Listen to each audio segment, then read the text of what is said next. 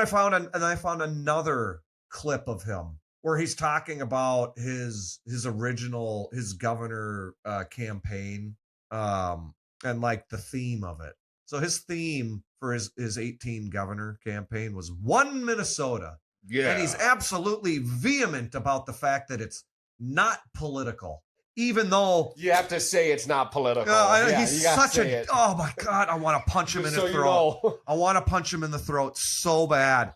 On the one hand, the collective. On the other hand, the individual. Whenever you hear a politician say unity, it's all collective, even though that's only one side of political thinking when it comes to human beings. You cannot just say collective and ignore the individual. If you do, you are revealing yourself as an occultist, demon-worshiping piece of garbage. I'm sorry.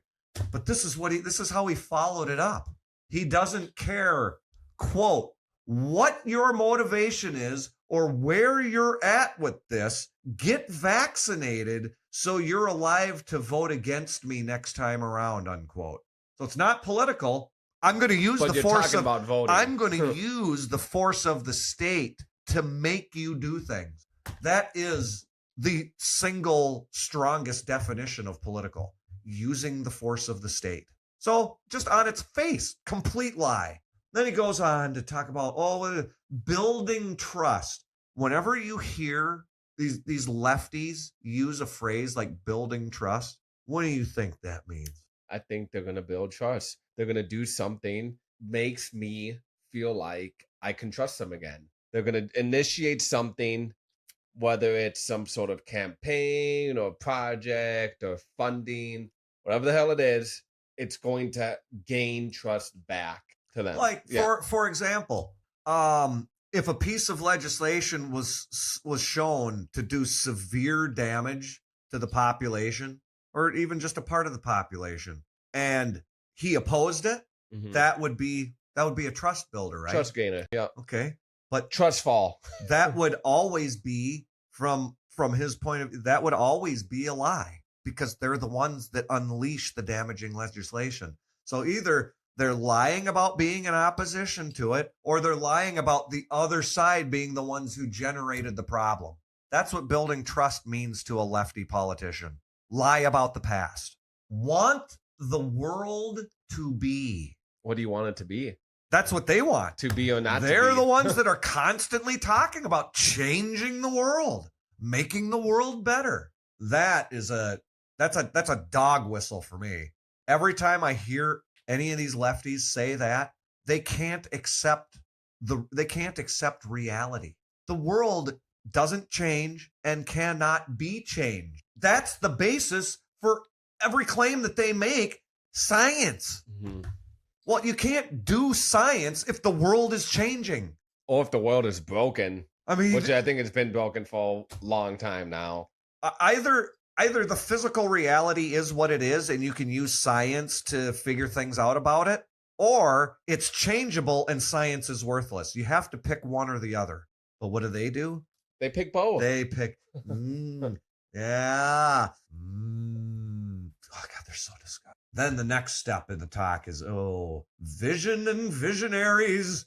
They see the secret light. You aren't smart enough to be illuminated. They're the ones that can see. They can pierce the veil with their superior intellect and wisdom. So what's the plan? His daughter's name is Hope, but hope isn't a plan. It's not. Hope's not a plan. So what do you think the plan is? Faith.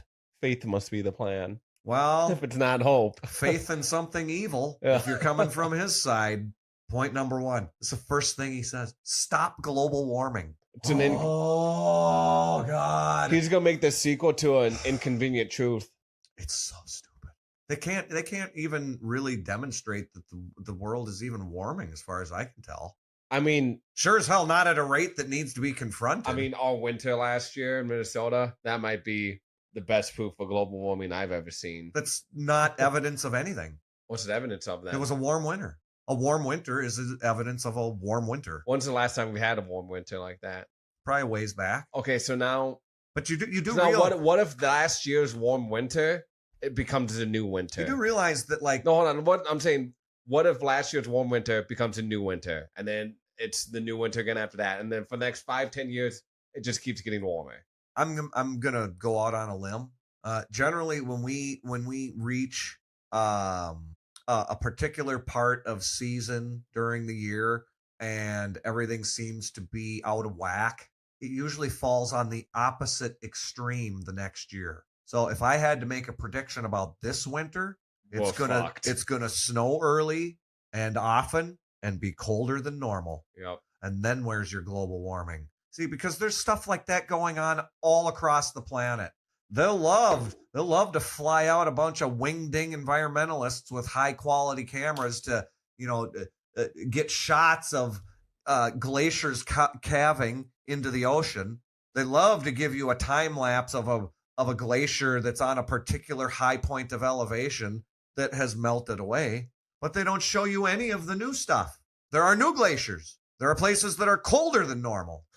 And that's happening all over the place, all the time. But they don't have any interest in that. You do realize that there basically no more reliable temperature records being kept anywhere. Well, I feel like there's no reliable sources of truth anywhere on the internet.